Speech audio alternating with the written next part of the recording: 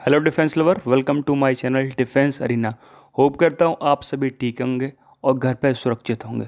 दोस्तों, आप सबको पता हो कि इस time 5th generation fighter jet कितना इम्पोर्टेंट है एक कंट्री के लिए, क्योंकि देखो दूसरे देशों के जो रडार्स हैं वो काफ़ी इम्प्रूव हो चुके हैं।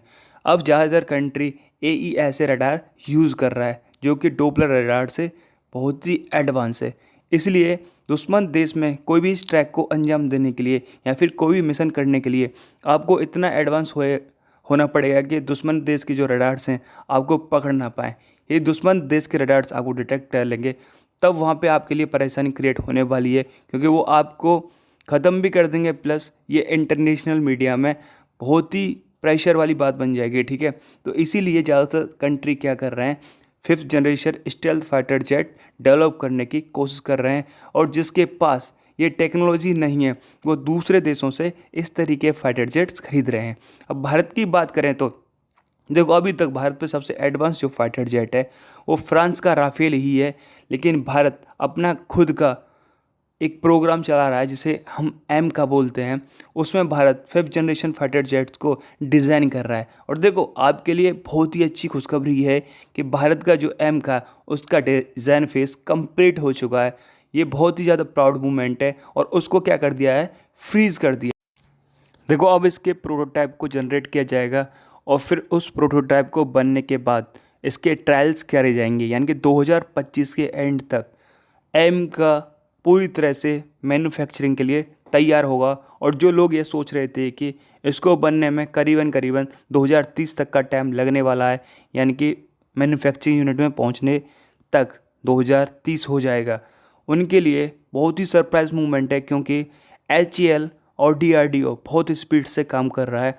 और ये चीज़ दिखाता है कि पंचुअलिटी दिखाता है कि इस समय इंडिया को किस तरीके के वेपन्स की ज़रूरत है दूसरे देशों से कंपटीशन करने के लिए।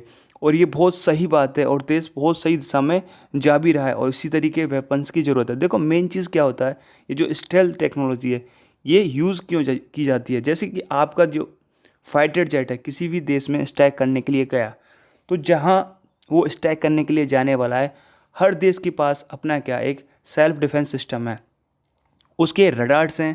तो उस रडार्स को ये क्या करेगा, जैसे रडार्स की वेव्स आपके फाइटर जेट से टकराएंगी तो उन्हें क्या कर लेगा, वो एब्जॉर्ब कर लेगा और वापस नहीं जाने देगा, ठीक है।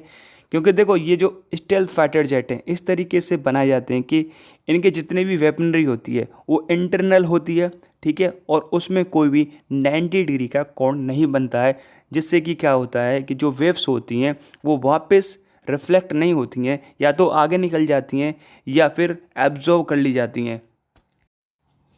देखो, आपको बता दूं कि जो इंडिया है वो एम का के 2 वेरिएंट डेवलप कर रहा है, ठीक है।